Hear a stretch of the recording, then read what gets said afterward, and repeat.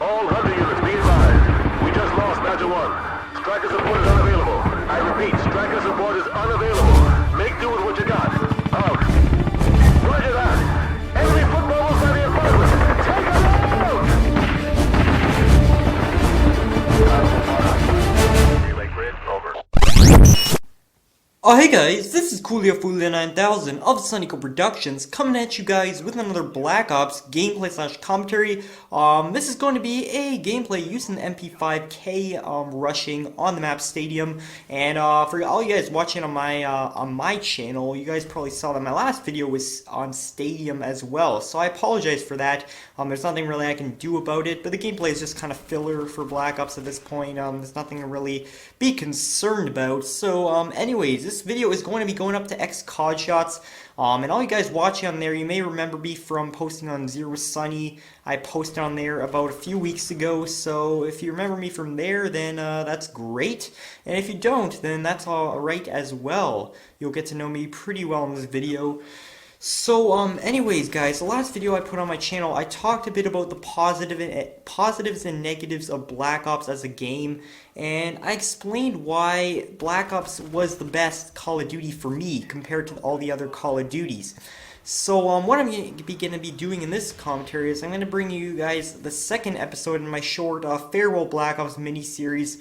And in this episode, I'm going to talk a bit about how the Black Ops season went, you know, the highs and lows, in terms of as much as it relates to the YouTube community. And what I mean by that is just events and stuff, controversies, interesting stuff that went on in the YouTube community throughout the Black Ops season. And I thought I'd talk about a few of those things because they're just kind of interesting to me. It's kind of nice to reflect on what the year has been. So anyways, let's start with the first big point, and that's basically the emergence of new commentators. The emergence of new commentators was huge during Black Ops.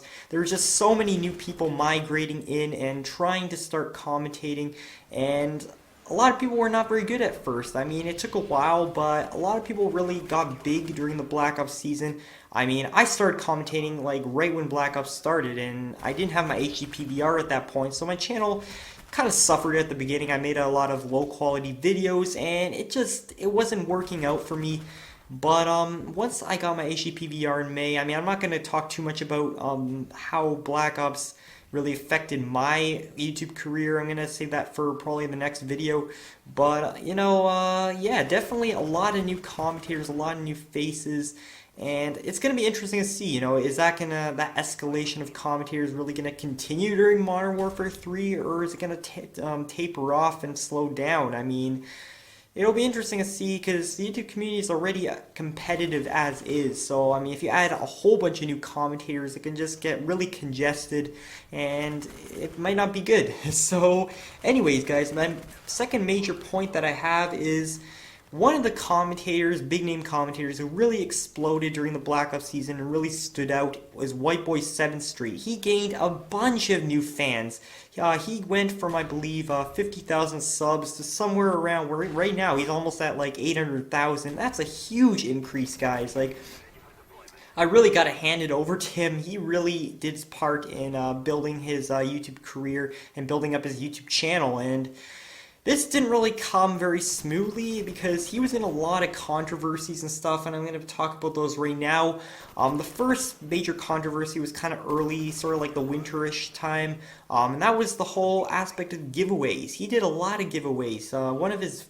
Many of his first videos during Black Ops were giveaways, and he would give away Xboxes. He would go so far as giving away video game consoles, and that's a huge thing to put your money into. I mean, he's making a lot of money, but I mean, to be able to buy consoles and give them away like almost every single video, I mean, that's kind of ridiculous, don't you think?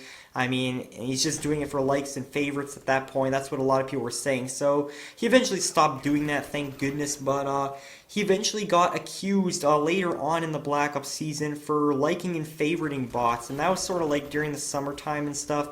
And you know, the gun shop really pinpointed him hard for that, really targeted him hard for that, and he really suffered the consequences on that. Not as much as the giveaway fiasco, but it was still kind of lowered his reputation a bit. But with the whole, another thing that really stood out with White Boy 7th Street is that whole Billionaires Challenge thing. He really emerged out of that as sort of like a heroic figure. He claimed that he saved the whole community from that whole thing by basically allowing all the commentators to back out. He backed out first, and that sort of allowed him to sort of develop a leadership role in that situation, and he backed out. All the guys ended up backing out, and that's sort of how it went from there, and he sort of redeemed himself in that situation from the whole liking and favoriting box fiasco. And White Boy was also known for a lot of other things that made his videos really stand out and be entertaining. I mean, I wouldn't say his videos are really high quality. I've seen a lot of commentators that have much higher quality videos, but what really stands out in his videos is his humor and just ability to entertain his audience with dolphin dives. You know, he's been known for those. And he's created a lot of channels. His cat now has more subscribers than a lot of YouTubers out there who are trying to get known. So, I mean, he's definitely, he's nothing short of successful. So, I guess that's pretty much all I have to talk about in terms of White Boy, but another huge thing that happened during the Black Ops season was the whole PSN outage. Now, this really affected not only the PSN gamers, but Sony as well. Sony lost billions of dollars in this whole thing. I mean, it really allowed their company to suffer, and a lot of people probably aren't going to trust them as much after this point. I mean, they finally put in all those firewalls to help prevent this from happening again, but still, you know, you can't help losing a bit of trust in Sony for this whole thing. Like, the PlayStation gamers really suffered. I mean, on YouTube as well. I mean, they obviously couldn't post commentaries. I couldn't post commentaries. I had to do vlogs pretty much every day, and they obviously weren't very entertaining. But I mean, for people again like White Boy 7th Street, they kind of use this opportunity. Well, they use this as an opportunity to make really good, high quality skits or like real life videos, sort of based on this whole PSN outage. So certain YouTubers really flourished off this, while others really suffered. So, yeah, and obviously I couldn't prestige. I pretty much lost the prestige through that whole incident because I probably would have been 10th prestige had I had that thing not happened, but it lasted about a month's time, so that could have probably allowed me to prestige once more, but that doesn't really matter too much. And another thing that is really notable about the Black Ops season is the emergence of Yaush. Big Snacks and a Chaos X Silencer teamed up to create Yaush, and Yaush is really taking off. It's really exploding as the next big network, you know.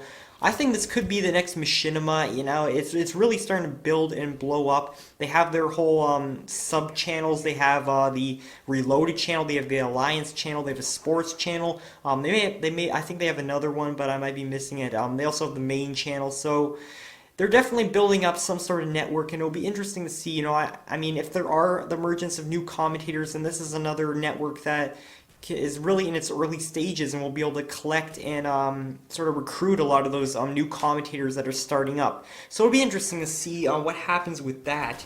And I'm just going to finish off this commentary by just talking about some of the notable videos, or most videos that stand out to me from the Black Ops season that were made by popular YouTubers. A couple that stand out to me are the Tabe music videos. Those were actually pretty well made. He made 2 of them, I think.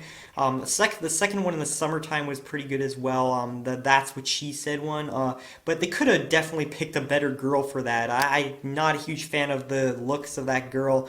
She definitely could have been hotter. I mean, I was expecting some hot blonde Swedish babe, but not the case. So those videos were definitely good, and some of the best montages I saw were the Derez montage by Steve Schwint was really good. I definitely encourage you guys to check out these montages. There's also another one on Hazard Cinema. It was called The System by Crusader. That was a great montage. Definitely check that out. And also the Scalper montages by Vicstar. He just put out a new one this week. It was Scalper V4, which was a community montage. So, yeah, I guess that's pretty much it, guys. Let me know your thoughts on the whole Black Ops season. You know, any of the things I talked about would be much appreciated. So, until next time, guys, peace out, and Tango, suck out!